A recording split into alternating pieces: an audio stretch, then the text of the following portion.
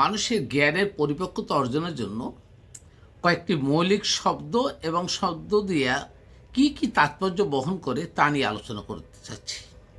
ঈমান, ইসলাম, ইবলিস, মুসলিম এবং আমল ও কর্ম, এর সাথে এই পাঁচটি শব্দের সাথে কোরআনের সম্পর্ক, একমাত্র কোরআন বা রিসালাতের সম্পর্ক। অন্য কোনো বিধান, অন্য কোনো পুস্তক, অন্য কোনো গ্রন্থ বা ধর্মগ্রন্থ যদি বলে তার সাথে কোনো সম্পর্ক নেই। ইভেন হাদিসের সাথে না, অথবা অন্য কোনো ফিকা শাস্ত্র বা অন্য কোনো ফতুয়ার সাথে এর সম্পর্ক নেই। দেখুন কেমন জিনিসটা হলো। ঈমান, আগে তাহলে ঈমান কি? ঈমান আনতে হলে কি লাগবে? ঈমান হলো জ্ঞান যোগ বিশ্বাস।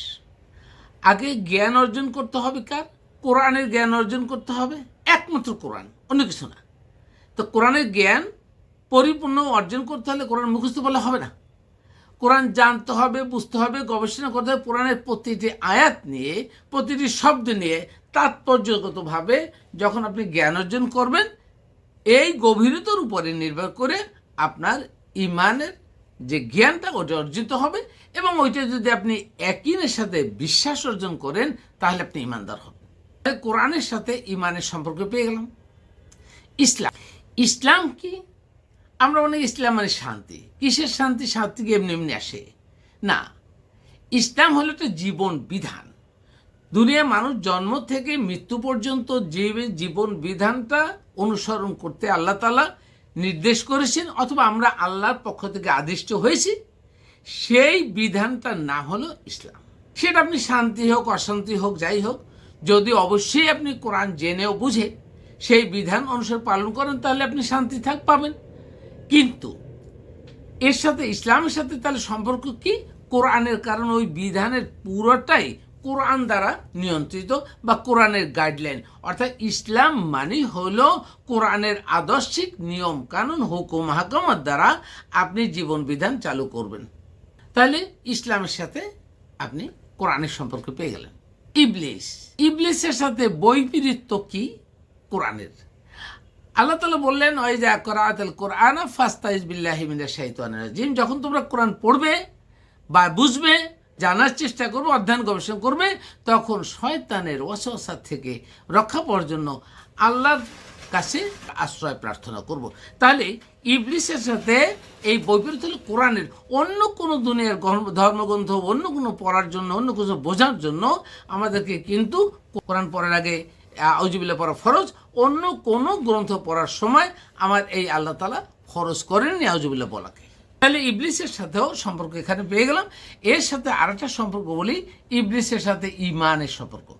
যারা ঈমানদার, আল্লাহ তাদের অভিভাবক। আর যারা বেঈমান, অর্থাৎ ঈমান থেকে খারিজ হয়ে যাবে, অর্থাৎ কোরআনের একটি আয়াত অস্বীকার করে, অথবা বহুবিধ আয়াত অস্বীকার করে, অথবা কোরআন না বুঝে, না জেনে নিজের মতো করে ধর্মচর্চা করবে, বাপদাদা বা আকাবিদের ধর্মচর্চা করবে, তারা আসলে ঈমানদার হবে না।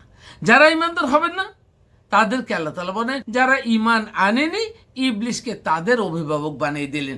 অর্থাৎ তারা ঈমান আনেনি, আর যারা ঈমান এনেছে তাদের অভিভাবক আল্লাহ। সম্পর্কটা একটু বোঝার চেষ্টা করবেন। এইবার আসি মুসলিমের সাথে সম্পর্ক কি। তাহলে মুসলিম হলো কার? আগে সংজ্ঞা জানতে হবে। মুসলিম হলো মুমিন প্লাস আমল, অর্থাৎ কোরআনের জ্ঞান অর্জন করে যারা বিশ্বাস অর্জন করবে, ঈমানদার হবে, মুমিন হবে, তারা যদি পরিপূর্ণ কোরআনের উপরে আমল করার চেষ্টা করেন বা আমল করেন, তাহলে তারা আল্লাহর দৃষ্টিকোণ থেকে তারা মুসলিম হবেন।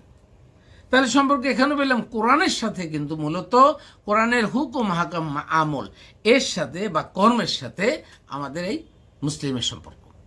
তাহলে এই সম্পর্কের সাথে কোরআন এবং অন্য কথা যদি বলে আমাদের রিসালাত, তাহলে রিসালাতের সাথে এই জিনিসগুলোর সম্পর্ক অন্য কিছু না সাথে নয়। এখন যারা বলেন যে হাদিস না মানলে ঈমান থাকবে না, তাদের কথা কি ঠিক? ঈমানের সাথে তো হাদিসের সম্পর্ক নেই, প্রচলিত হাদিস সম্পর্ক নেই, ঈমানের সাথে ফতুয়ার সম্পর্ক নেই, মুফতিদের সম্পর্ক নেই, ঈমানের সাথে আপনার যে ফিকাহ শাস্ত্রের কোনো সম্পর্ক নেই, আকাবিদের নিজস্ব কথাবার্তার কোনো সম্পর্ক নেই, কোনো মৌলবীদের নিজস্ব কথাবার্তার কোনো সম্পর্ক নেই, কোনো যে শরিয়া, ইসলামী শরিয়া বলতে মানুষ যে শরিয়া বানিয়েছে তাদের সাথে সম্পর্ক। তাদের সাথে সম্পর্ক কি?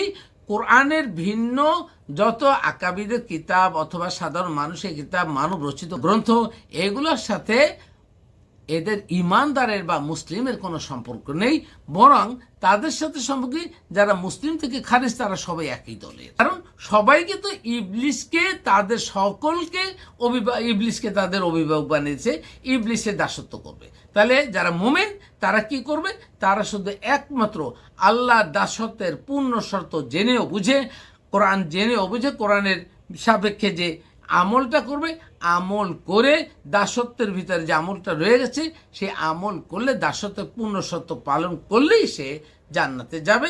আল্লাহর পক্ষ থেকে এইটাই আদেশ। আর এরই সাথে আমাদের সম্পর্ক হলো রিসালাত রিসার্চ ফাউন্ডেশন।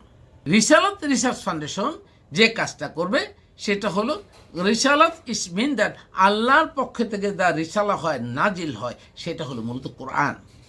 তাহলে সেটা রিসালাত।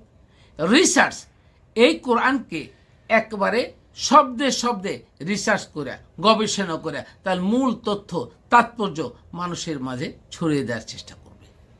তার রিসালাত রিসার্চ ফাউন্ডেশন, এই ফাউন্ডেশনের কাজটা এটা।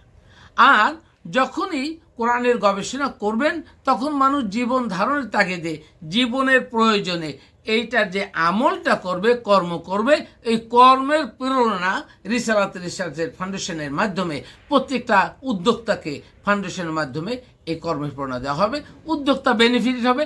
উদ্যোক্তা যখন বেনিফিটেড হবে তখন এই উদ্যোক্তার সাথে যারা সহযোগী থাকবে অথবা গ্রামের বা প্রান্তিক পর্যায়ে যারা চাষাবাদ করবে, গৃহ থেকে থাকবে, যারা তাদের সহযোগিতা করবে, প্রত্যেকে এই বেনিফিট বা এই সফল কামের রাস্তা সবাই পাবে এবং সবাই এখানে আর্থিক এবং জীবনের এবং পরকালের সকল ধরনের সহযোগিতা তারা পেয়ে যাবে। সো রিসালাত রিসার্চের ফাউন্ডেশনের যে উদ্দেশ্য, এই খুব সহজভাবে সংকিত প্রত্যেকটা শব্দের তাৎপর্য সহ বর্ণনা করা হলো, যার মানুষকে সহজে বুঝবে যে এই ফাউন্ডেশনের লক্ষ্য এবং উদ্দেশ্য কী। তাহলে লক্ষ্য এবং উদ্দেশ্য এভাবে মানুষকে শিক্ষিত বেকারদেরকে আমরা টানছি। এই জন্য রিসালাত রিসার্চ ফাউন্ডেশনে যারা উদ্যোগী হবে প্রত্যেকটা লোক শিক্ষিত হবে। এখন শিক্ষিত কারা? শিক্ষিত জেনারেল শিক্ষায় শিক্ষিত হয়েছে, এটা এক ধরনের আমরা শিক্ষিত বলি। বাট দুনিয়ার কোনো মানুষ যদি কোরআনের শিক্ষায় শিক্ষিত না হয়, আল্লাহর যে বিধান যেটা ফরজ ওইটা শিক্ষিত না হয়, তাকে শিক্ষিত আল্লাহর দরবারে বলা হয় না, সে মূর্খ। সুতরাং এই তথাকথিত আমাদের এই যে এখন পার্থিব জীবনে যে আমাদেরকে শিক্ষাগতভাবে সার্টিফিকেট করি বা সার্টিফিকেট দেই, তাদের মধ্যে যদি কোরআন শিক্ষা সঞ্চালন করা হয় তাহলে আল্লাহর দৃষ্টিকোণ থেকে তারা শিক্ষিত হবে। এই শিক্ষিত জনগোষ্ঠীকে আল্লাহর রিসালাতের জীবন বিধান, ওই জীবন বিধানের তাগিদে তারা কাজ করবে, কর্ম করবে, আমল করবে, জীবনের প্রত্যেকটি পদক্ষেপ সেইভাবে অনুসরণ করে, স্মরণ করে আলোচনা করবে এবং কাজকর্মে উদ্দীপ্ত হবে। তাহলেই এই ফাউন্ডেশনের কার্যক্রম হবে। এই ফাউন্ডেশনের কাজ হলো প্রান্তিক পর্যায়ে সকলকে কোরআনের শিক্ষা সঞ্চালন করা, তাদের জৈবিক চাহিদা মিটানোর জন্য কাজ করা, তাদের সহযোগিতার মাধ্যমে তাদেরকে কর্মে প্রেরণা দেওয়া, কৌশলীভাবে আমরা তাদেরকে নূতন দিগন্তে উন্মোচন করতে চাই। অর্থাৎ এখনকার যে ধরনের কৃষিকর্ম পরিচালনা করা হয়, যেভাবে মানুষ চাষাবাদ করে, যেভাবে মানুষ কৃষি ফলন করে, তাতে তারা আদি যুগের বা মান্দাতার আমলের সেই ধারাবাহিকতা চলে আসছে। কিন্তু মানুষের তত সমান নেই, লেবার কস্ট বেড়ে গেছে। আমরা চাচ্ছি যে একটা লেবার যেন 20 জন লেবারের কাজ করতে পারে, এইরকম একটা টুলস আমরা দেব, এইরকম একটা উপযোগী আমরা যন্ত্র দেব। এই যন্ত্রের মাধ্যমে একজনে 20 জনের কাজ করবে। তাহলে 20 জন লোক যদি 20 বিঘা জমি চাষ করতো, তাহলে সেইখানে একজন লোক এই নূতন টুলস দিয়ে যেন 20 বিঘা জমি চাষ করে তারা বেশি পয়সা আর্ন করতে পারে। রিসালাত রিসার্চ ফাউন্ডেশন প্রতিটা পদক্ষেপে এই ধরনের কাজে লেগেই থাকবে এবং এগিয়ে যাবে। আমরা ইতিমধ্যে আমাদের কার্যক্রম শুরু হয়ে গেছে। আমরা এই কিছু মেশিনও নিয়ে আসছি, ইনশাল্লাহ খুব অদূর ভবিষ্যতে অর্থাৎ উইদিন জুলাই ভিতরে আমরা এই পাইলট প্রজেক্টগুলো শুরু করে দেবো ইনশাআল্লাহ। আল্লাহ হাফেজ।